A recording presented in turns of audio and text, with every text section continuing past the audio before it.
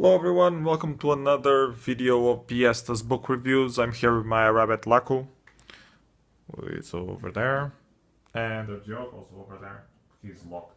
They can't be together. They gotta go at each other's throats, so I have to let them loose one at a time. Anyways, we are here to talk about book reviews, the books I have read during February slash a little bit of March. It's now the 13th of March. I haven't read that many books this time. I've read this one, The Walking Dead, number 27, that just came out.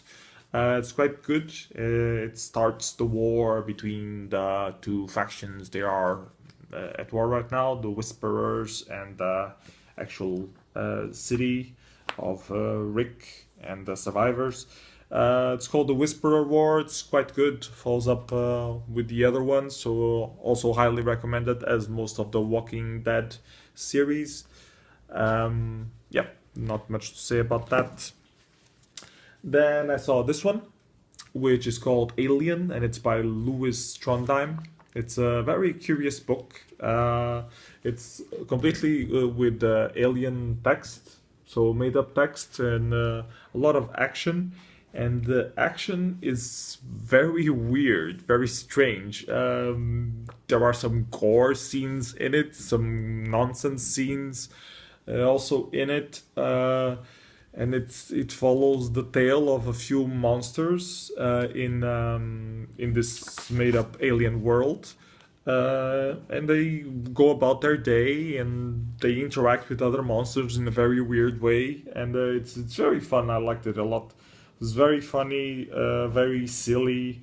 It's very hard to describe, but I recommend it. It's very interesting. How much did I give it on Goodreads? Let me check real quick. I give it a 4 out of 5. So yeah, it's really good.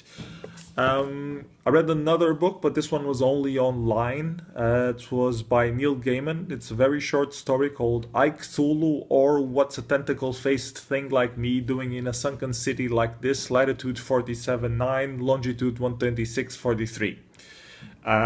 So yeah, very short title, as you can see, and it's a very short story about biography of Cthulhu, written in a Neil Gaiman way. Very funny, very interesting. It's his take into the H.P. Lovecraft Cthulhu mythology. Very interesting. I liked it a lot. But it was only available online, but it's free online. If you go to TOF, just search for the name of the book. I also put it on the description, I guess. You can find it and read it, and yeah, it's very interesting. I gave that one also a 5 out of 5.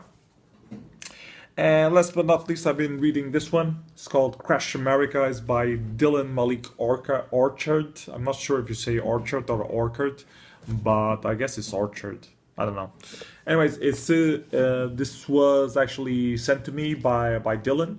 I knew him as we were, how do you say, collaborators. We worked together in this net label that I manage. He used to write some articles for when we had a more active WordPress blog about the net label culture and stuff like that, and he's an actual writer, and he also writes about other kind of stuff. This book in particular is a dark comedy sort of thing. It's very interesting. It's called Crash America, but it's not that much about America or crashing. It's called Crashed because a guy crash landed into America. So the title could be a bit better, but the text is really interesting.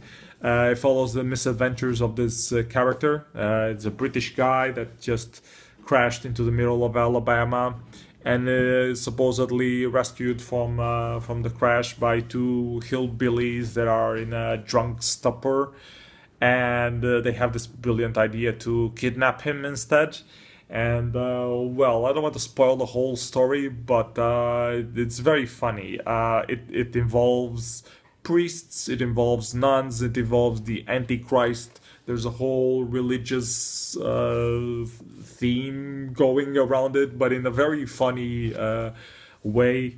Doesn't get really that religious at all. It talks a lot about getting drunk and hallucinating while drunk and trying to figure stuff out while you're drunk. So it's a very interesting read.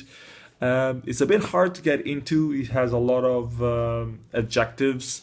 The way of writing, you have to get into it. But after you get into it, when I was like 1/3 into it, then it didn't really bother me anymore. Then it really flowed very well.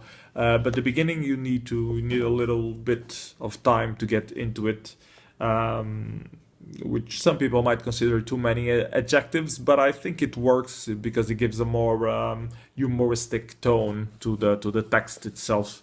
So yeah, I recommend it. So it's an interesting book. I really liked it. I gave it a 4 out of 5.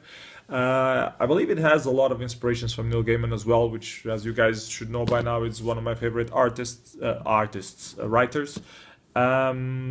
It has mythology, religion, dark humor kind of twists. The characters are very interesting on this book. And yeah, that's why I compare it to Neil Gaiman. Neil Gaiman also uses this kind of things. Neil Gaiman did this book called Good Omens, which is also about the end of days. And this one is a bit of that. They reach into that topic a little bit.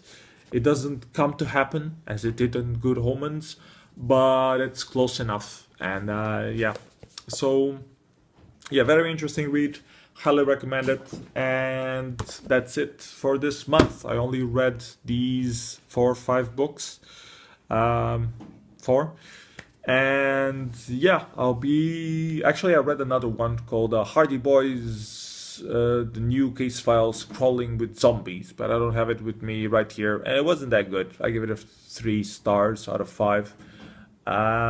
It had some comics and I didn't really like it. So yeah, those are the books that I read this week. Let me know if you guys already knew some of them, what you think. I don't know what I'm going to pick up next. Maybe go back to Asimov, maybe try something else. I also had the biographies of Angelina Jolie and Amanda Palmer that I wanted to read. And there's another book from Dylan that he also sent me, which is called, I think it's here on the back of the page, Likenist Times, which is not on the same tone. It's another kind of writing from what he told me. So yeah, maybe I'll pick that one as well. I don't know. It's smaller than this one, so it might be just a quick read.